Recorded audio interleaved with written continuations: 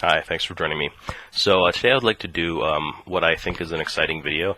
This is going to be my top 12 video games of all time as of right now, sort of October in 2015. I got the idea of doing this from my YouTube buddy, Chris Pico, aka the Old Ass Retro Gamer. I got to see his video just the other night of his top 10 games of all time, and I just thought it was a lot of fun. And honestly, I apologize, I guess, if some of this content is duplicated. I feel like I've had some of the same things to say about these games. I may have made a similar video to this at some point, but I know for a fact that there's a couple newer games on this list that are at least runners-up. So there will be some new stuff on here. I hope you guys are looking forward to seeing what I consider my favorite games of all time. I think there might be some surprises on here for you guys. There may have even been for me a little bit. So let's go ahead and get started here with number 12 of my top 10 list. We have Phantasy Star Online. It may be no surprise, but I absolutely loved this game back in the day. I played this on the Dreamcast. It was my first MMO experience. We're playing this over like 56K dial-up modems and stuff like that, but it was just such an excellent game. They're just basically action RPGs, running through the same dungeons over and over, really grindy, just kind of like going through and trying to grind for loot. But something about this, maybe it was just because it was fresh. It was so much fun. It was really easy to pick up and play. Make your own game, hop into somebody else's game, and some of the things I remember the most are just chatting over the keyboard, because there was no voice chat or anything like that. Talking to other people about like random anime that we were watching and stuff like that. It was just, it was so fun. It was almost kind of mindless, just being able to go through and fight through the enemies, get to the boss, and hope that somebody was able to get a red drop and run up and grab it. It was just a good time. I feel like I've been kind of chasing this experience a bit ever since in any of the MMO experiences that I've had. And also in other, Phantasy Star games. Here I have Phantasy Star Portable 2, very kind of similar, more of a single-player experience. My friends and I all played Phantasy Star Universe, which unfortunately didn't quite live up to the original Phantasy Star. I think what really ruined that was the item duping in it, unfortunately. And, I've just been wanting to kind of get that sort of experience ever since. Now, another MMO that I played a lot of, and in fact, I am playing right now. You guys are probably going to be surprised. This is basically a runner-up for this place number 12. That is Final Fantasy XI. Somehow I just got nostalgic for Windurst. About 5 or 6 days ago, maybe, and I just installed this again from Steam and started playing it. I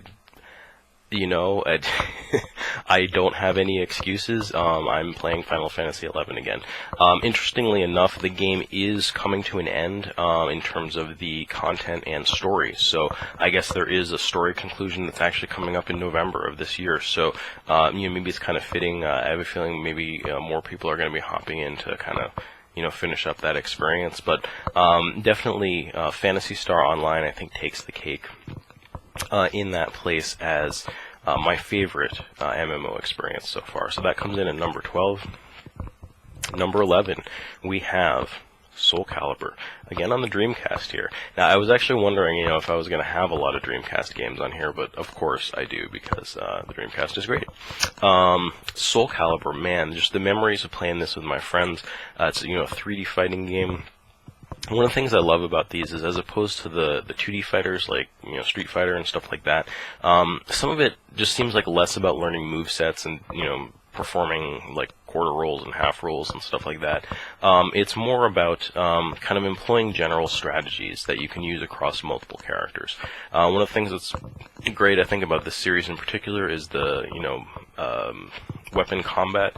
A lot of the characters use variations on the same kind of weapons, and you can utilize some of the same strategies again across characters. But I think it's really fun. The 3D combat in here is just excellent. It's of course a series that I've enjoyed over the years. I have Soulblade, Soulcalibur 2, Soulcalibur 5. I got Soulcalibur 4 kicking around here somewhere. It's just an excellent series. A little bit of an embarrassing thing to admit. I even went as far as basically starting to write a script for like a fan fiction, more or less, for Soulcalibur. I was actually scouring their website at one point because they ended up putting a lot of the story and lore there instead of in the game, which is I think really unfortunate. But I guess that's the extent to which I was starting to get into the story and the characters of Soulcalibur. Of course, the runner-up for that place is Dead or Alive, the whole series, Dead or Alive 2, Dead or Alive 3, definitely the Extreme Volleyball series. I love the kind of the female characters in this, and again, the fighting mechanics for it are excellent. But I think when it comes down to it, just the memories and the weapon-based combat of Soulcalibur, I think these two series are kind of always vying for my favorite 3D kind of versus fighters, well, along with Tekken. Actually, I really like Tekken, but suffice to say, Soulcalibur is number 11 in my top 12 video games of all time. Next up, we have, this is number 10, Monster Rancher 3. Now, this series is actually a series that I have absolutely loved. I have here, of course, Monster Rancher 1, Monster Rancher 2, Monster Rancher Card Battle 2, which we never got to Card Battle 1 here. I just absolutely love the Monster Rancher series. Now, when it came to like Evo and 4, I kind of got out of it. I don't know what it was. It just, maybe just nothing could really live up to 3. I enjoyed this game so much. You guys are probably familiar, but here, I have it listed that I need to resurface this because a lot of these games ended up with being scratched, because the whole gimmick about it is that you're going to put the game in, you're going to take the disc out, you're going to put in another disc of like any...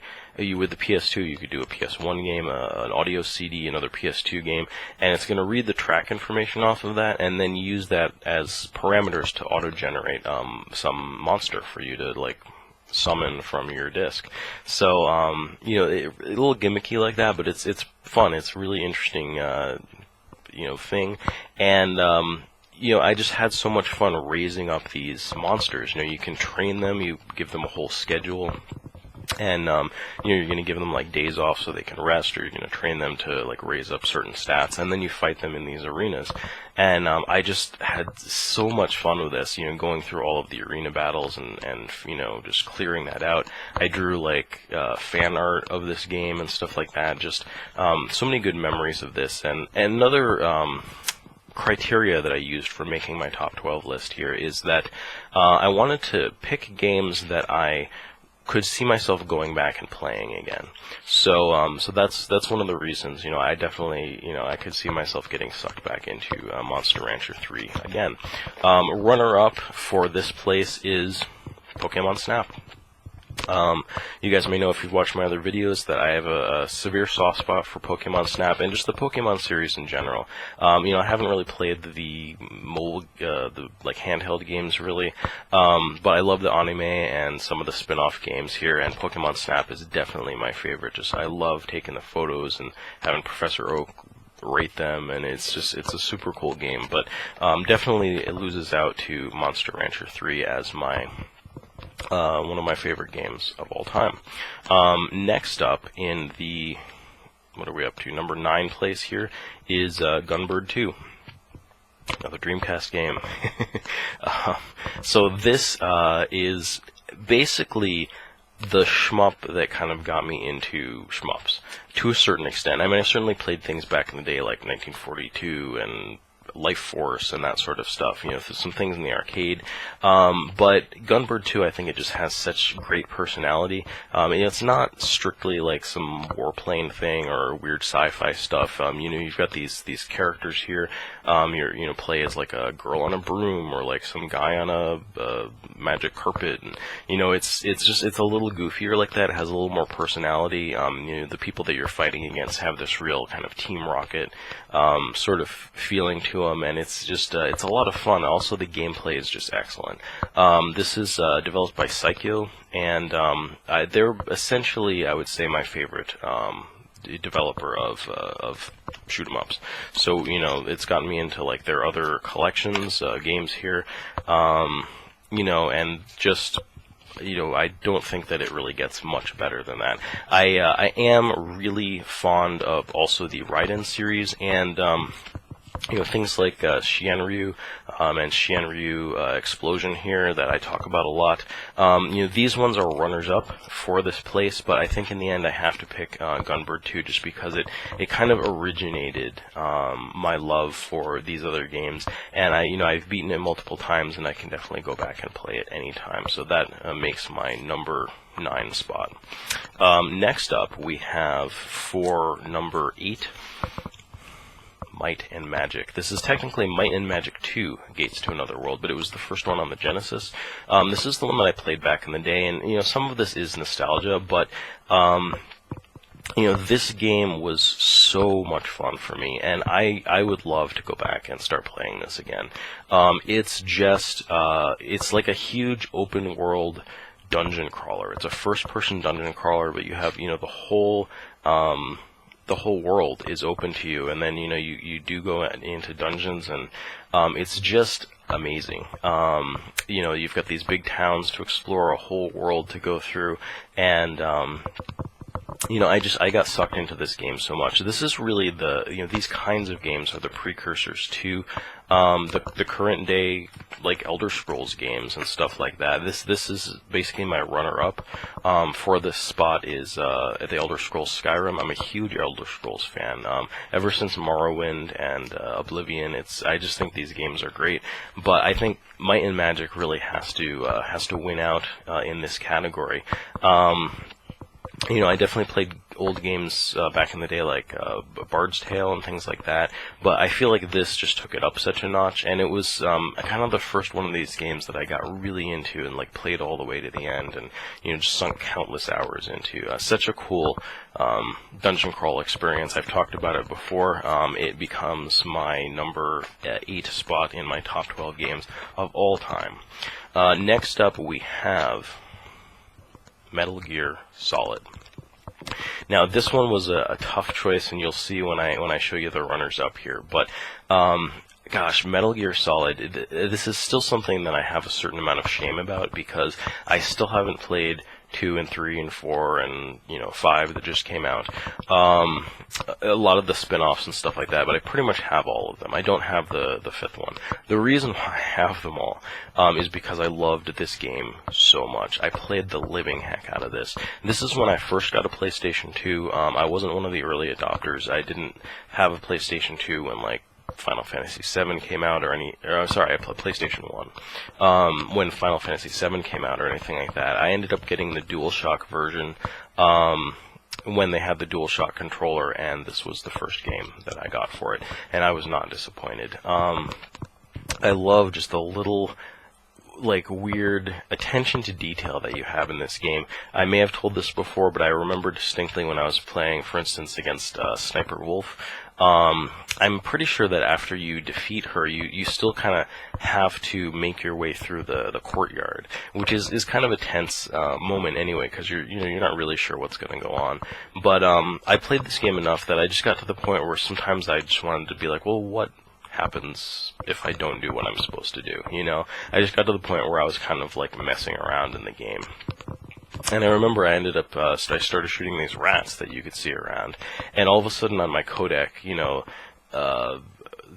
people come over and they're like, Snake, we're not paying you to be a rat trap, get going, it was and I just thought that was so awesome that they had anticipated that and sort of put something into the game. It was almost a reward for, finding out that if you just started messing around in the game, the game would kind of give you feedback about that. I think the same thing happened with crows when I was fighting, I don't know, what was it, Raven, Shaman Raven, or whatever that guy's name is. And, and that's another thing, is I love the enemies in this. They're so, Revolver Ocelot, the Revolver Master, and they're just, you've got Sniper Wolf, she's the sniper person. Like they're so cartoony and kind of like caricatures that it's just amazing. This was a fantastic game.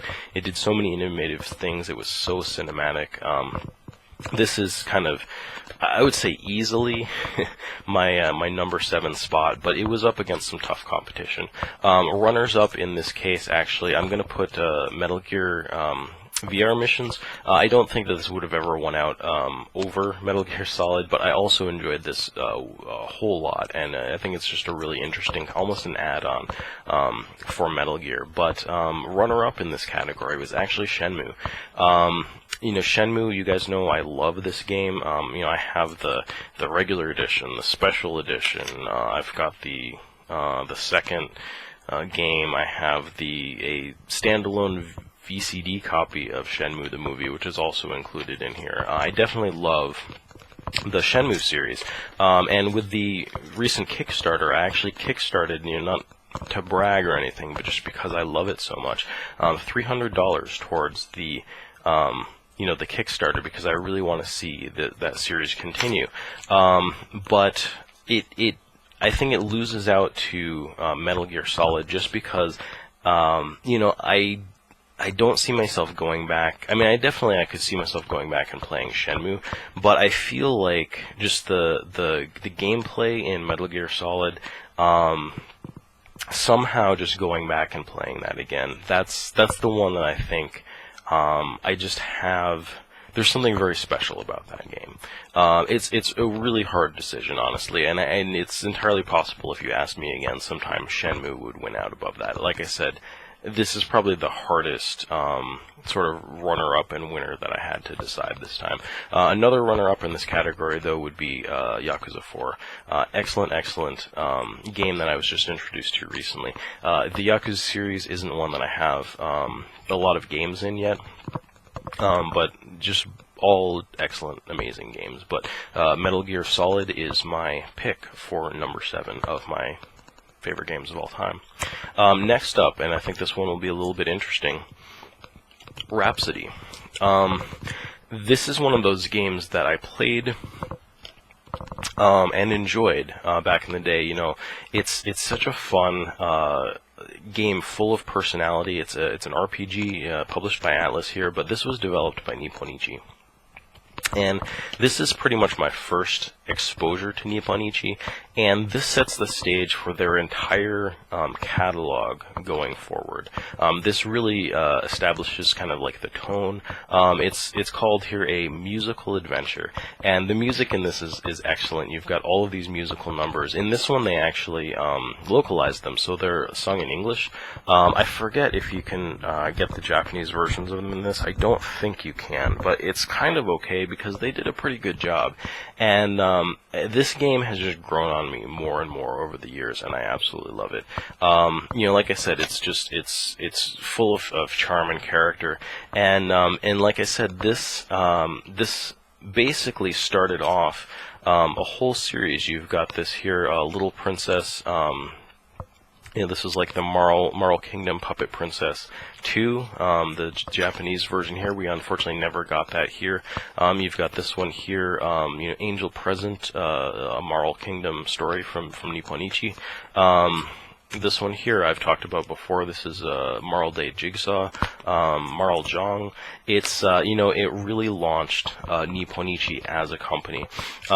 This led to things like La Pucelle Tactics, which again was still not a time when Nipponichi had an American division. This was published by Mastiff, even up to the Disgaea series, which was still published by Atlas. But you can trace the roots of these games all the way back to Rhapsody, a musical adventure, and I think because of that, this is my favorite game in my number 6 slot here. Now, a runner-up to this was actually Hyperdimension Neptunia Mark II, which I would say is my favorite game out of the Neptunia series. You guys know how much I love the Neptunia series, and I have a huge collection of it. There's been a bunch of games in this series so far at this point. You've got, I think, maybe 3 of kind of main games. I think maybe the 4th one is out in Japan. I'm not quite sure. But you know, there's been tons of like spin-offs now, and it's such an amazing series because the characters are so fun and charming, and the story is so just quirky. The humor is great. It's just really, really wonderful. And they have, you know, a variety of gameplay. You've got RPGs, you've got action games, you've got like visual novels, essentially. It's just a lot of fun, but I think it has to lose out to Rhapsody just for the sheer like weight, I think, and importance of this in the history of Nipponichi as a company, and just my nostalgia for it too. It really is a wonderful game. Next up, in the number 5 spot, we have my first Sega Saturn game. This is the game that I got with my Saturn, and I think hands down it makes the Saturn worth owning, and that is Dragonforce. This game is excellent. It's a strategy game. It's kind of strategy light, but it plays something like Risk, where you have a board. You play as a country, and there's, I think, maybe 12 different countries that you can play as, and each one has a theme. So, you know, there's the medieval country, there's the kind of martial arts Asian, you know, country, there's the weird, like, necromancer country, you know, and so you basically, there's a little bit of a sim element where you're basically like recruiting people into your army. You're assigning people as generals and stuff like that, and but basically you're just trying to conquer the entire land, and you're doing this by sending your generals out.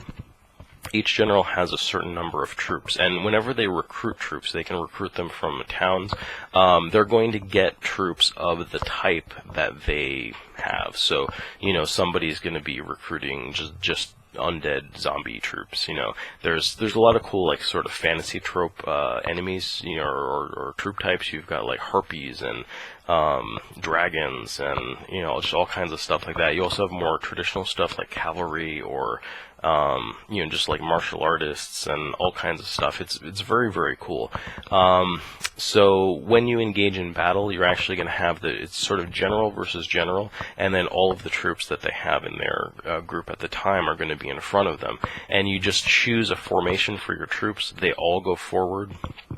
And you can stop in the midst of battle and assign different battle commands. You can also use general abilities and stuff like that. They can, you know, send off a energy wave that, you know, crashes through the troops and stuff like that. It's really, really fun to watch the battles unfold, and it's just an amazing strategy game.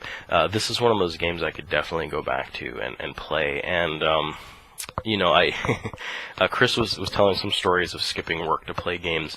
I'm a very honest person. You know, I feel bad when I do things that I know are not right to do. But I will admit, when I was in college, I was doing some, like, you know, on-campus work, and I totally skipped out to play this this game.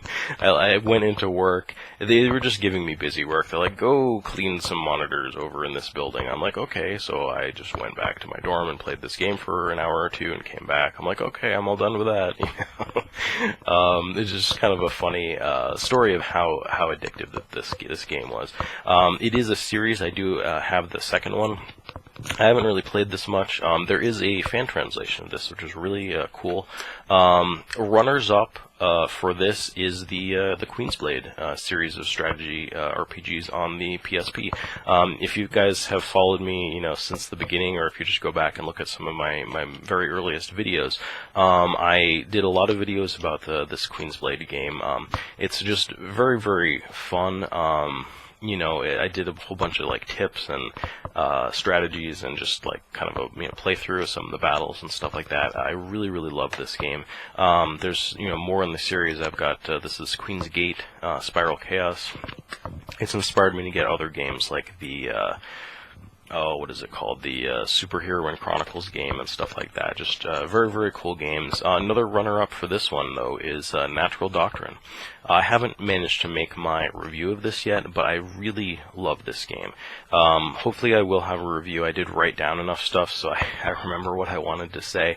But basically, these are all excellent strategy games. I think that Dragonforce, though, has to win for my number 5 spot of my top 12 favorite games. Next up, if I can make some room here, is one that I think, people would agree on, maybe more than a few of these other picks, which is Eco. This is a game that I played when it was contemporary. I don't know that I got this, day one or anything like that. In fact, I remember playing the demo of it with one of my friends, and I was kind of like, you jumped around on a windmill or something. I'm like, whatever. It's alright, I guess. But once I started playing this, it's completely hooked me. It really, sucked me in, and I loved this game. You guys probably know the drill, but you play as this boy who's just kind of like dumped off in this this castle, kind of almost as a castaway or a sacrifice, just because he's weird. He grows these horns out of his head, and so like he's ostracized. And so basically you're just thrown in there, and it's like, okay, have fun, and so it turns out that these shadows like kind of come out of the walls and the floor, and they come after you, and this girl that you end up finding as you're wandering through this environment. So you're trying to basically just fight off these kind of threatening enemies that show up and try to take this girl away, and at the same time it's basically these huge environmental puzzles which are really, really fun to solve. It takes a little bit of brain power, but they're certainly solvable, and this game isn't particularly long. You can finish in like 6 to 8 hours, probably if you know what you're doing, probably way shorter than that, but I had a ton of fun with this game, and I think it deserves all of the praise that it gets. Sort of runner-ups to this category is Virtue's Last Reward, and really kind of the whole 999 series. I also have 999 here on the DS, which I haven't played, but I played Virtue's Last Reward, and I absolutely love this game. I think with this one, you may think of it more of a visual novel, but really it is kind of a puzzle game. It has these pretty intense logic puzzles to it, which I think makes it a little bit similar to Eco in that respect. But this is a newer game, and I do like to have a little bit more kind of hindsight perspective on games before they end up being my favorites of all time. And I really think that it's kind of a no-brainer between this series and Eco, that Eco kind of edges it out. So that is my pick for number 4. Next up we have in number 3, you guys will know this is one of my favorite series of all time, Resident Evil 2. It's actually pretty tough to choose between like Resident Evil 1 and 2 and Code Veronica, and even Resident Evil 5 I like a lot. But I think 2 has to win out because it just took everything that was great about 1 and just multiplied it. It's such a great game, and especially the way that you can play through with the 2 characters, Leon and Claire, and they each are in the same situation, kind of sharing some similar shared experiences, but they're still interacting with different characters and having their whole own story within this environment. It's almost like 2 games in one, and it's really, really excellent. Runners up to this are actually a series that I think everybody should play because it's amazing. Fear Effect. There were a lot of imitators of Resident Evil because that series was so popular and it was just so good. But most of them really could not pull off making something as good or close to as the Resident Evil series, but Fear Effect nailed it. These games are so weird and interesting. They're set in kind of a Blade Runner-esque sort of cyberpunk Hong Kong, I think, and just the stories are so bizarre and grotesque, and it's just the things that happen are so strange. There's a lot of puzzle solving in these. Also, you're playing as a kind of a group of mercenaries, basically. And they're just like, especially this one has some really interesting puzzle solving, which I just love. And additionally, you have the action, sort of the same Resident Evil style stuff. Excellent games, but they have to come in as runner-ups to the Resident Evil series. This is a series that I go back and play every year. It doesn't matter. I don't always get to play all of the games, but I'll definitely go back and play at least one or two of these games yearly. So Resident Evil just takes the cake for number 3 spot. Number 2 spot goes to another game that I talk about a lot. Welcome to Pia Carrot. Now, I'm putting this ahead of the Resident Evil series.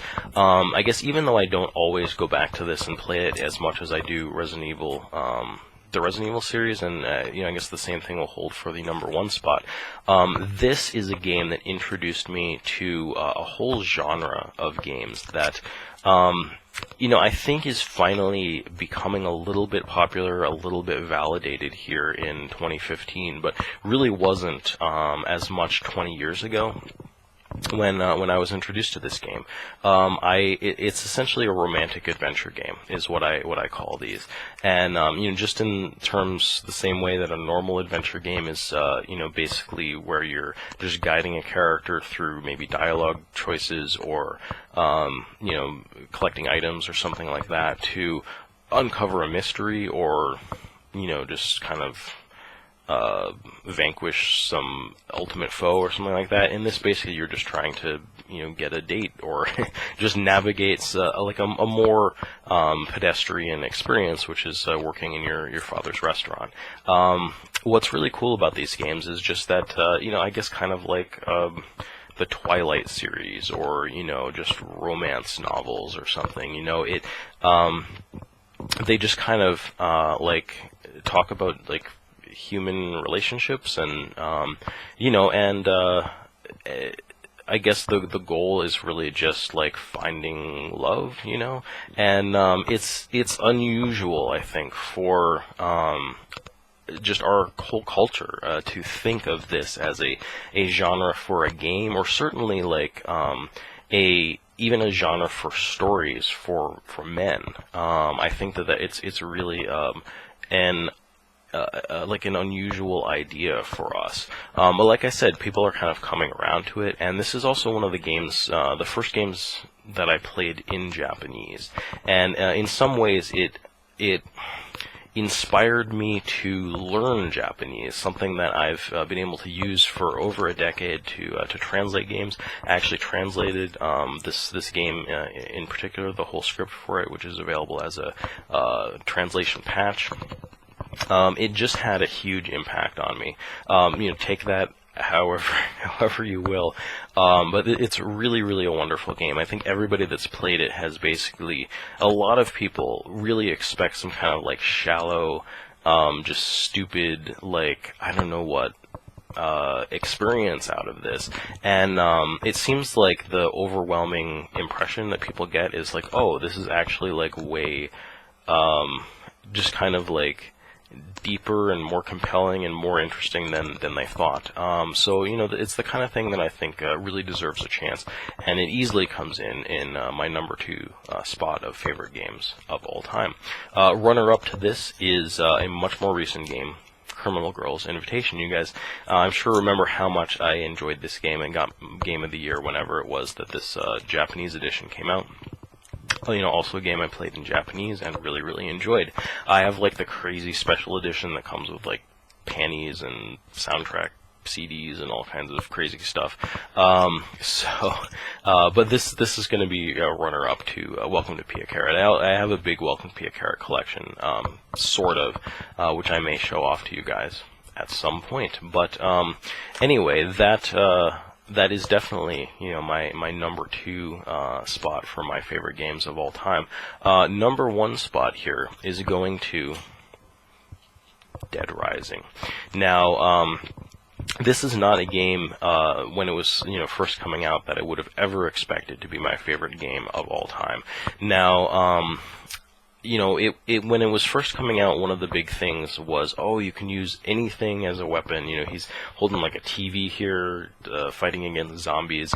It's set in a mall, and it's like, oh yeah, you can grab park benches and chainsaws and plants and all this stuff. And honestly, like, that just wasn't that appealing to me. I think this was sort of on the heels of State of Emergency by Rockstar, and I think some of the people that were of my friends and stuff that were into that were kind of looking for a similar kind of experience from this, and I was just like, whatever, maybe it'll be fun, I don't know. So when some of my friends got this, I tried it out, and man, it's kind of a gimmick, I guess, but it's completely inconsequential to the reasons why I love this game. What is great about this game is the sense of apocalypse that this captures, I think, is amazing. You end up being trapped in a mall with, some other people that are trying to survive this zombie apocalypse, and I think it combines elements that I love. You've noticed other survival horror games here in my top 12. I definitely like survival horror. It's something that I don't enjoy quite as much now, just because I feel like I'm older and I'm a little more sensitive. I don't know, I guess. Sometimes I just like happier stuff, but this just it's gives you such a sense of, on one level, like, cheesy horror tropes and stuff like that. It's tongue-in-cheek. It doesn't take itself seriously 100% of the time, which I think is perfect. But when it does, you do feel like, wow, this is kind of how it could be if basically we lived in anarchy. If things really broke down, everyone was just fighting for their lives, and it was just the law of the land, and there was no anything goes, really. And that's one of the things I think is really cool about this is, at some point, even when you're in this situation, surrounded by zombies, the zombies aren't really the bulk of your worries. You end up running into all of these people that, now that they're sort of freed of the constraints of normal society, and they're also put in this situation of, intense danger and pressure, they're kind of crazy, and they're using this opportunity to basically, do things that you couldn't get away with normally, just, killing people, or, there's this weird cult that's been started up, and just all of the stuff in this game is really incredible. And I love just, like, I don't know, thinking about that and sort of experiencing everything this game has to offer. This is also developed by Keiji Inafune, and I heard a story which I can't verify, and I don't think I should repeat here, but suffice to say, I think that this game may have been instrumental in his parting ways with Capcom. But I have incredible respect for what he did with this game, and I think that this game stands alone. Even with the sequels that have come out, I did like Dead Rising 2. I haven't played the third one, but I'm just going to take this game on its own merits. This is the game that Keiji Inafune headed, and it's amazing. I love also the fact that it has, like, great endings. It has that good ending that you kind of want. You're working towards, like, saving all these people and trying to survive, and, like, they let you have that good ending. And granted, it's pretty hard. You really can't play this game without a FAQ. You also can't really play it without having died at least once or twice, like, ended the game. That's something I think threw some people off on this, but you kind of just have to roll with it. But it also has that more realistic ending. It has that bad horror movie ending, and I love that it has both of those things in it, and especially just you really get to see everything go to hell in this, and for the characters too. Like, it's there's something just poignant and cathartic, maybe, I don't know. It's it's something else, just kind of getting to like live the sort of some of the final moments with like characters in this game, or even like the survivors that you're trying to save. Just they each have their own little vignettes of story where you're like, you just get a little window into, man, this could be what this is like if the world goes to hell. It's really an incredibly fun and interesting game that is easily number one, my favorite game of all time. A runner-up for this is Illbleed. Illbleed on the Dreamcast. This is again, such a quirky, weird, interesting kind of a horror-based game. This, I think, it's more tongue-in-cheek than Dead Rising is by a lot. The gameplay is really odd. I think it's going to be pretty off-putting to a lot of people, but if you can kind of just get your head around it and go with it, I love the sense of humor and just the sense of like weird creepiness in this game. I've talked about it before, so I'm not going to go on at length, but this is my runner-up for number one game of all time. But Dead Rising is the winner. So I hope that was interesting for you guys. Maybe you learned some things about me that you didn't know in terms of my gaming habits. Maybe you found some games here that you haven't tried, that maybe you are interested in trying now. I'd love to hear if you guys, also love any of the games here, my picks or my runners-up. And, feel free to let me know what your top 10 or 12 games are. Definitely, take a look, too, at the Old-Ass Retro Gamers video. I'll go ahead and put a link in the description. And thank you so much for watching. I hope you'll join me again for more video game and related videos.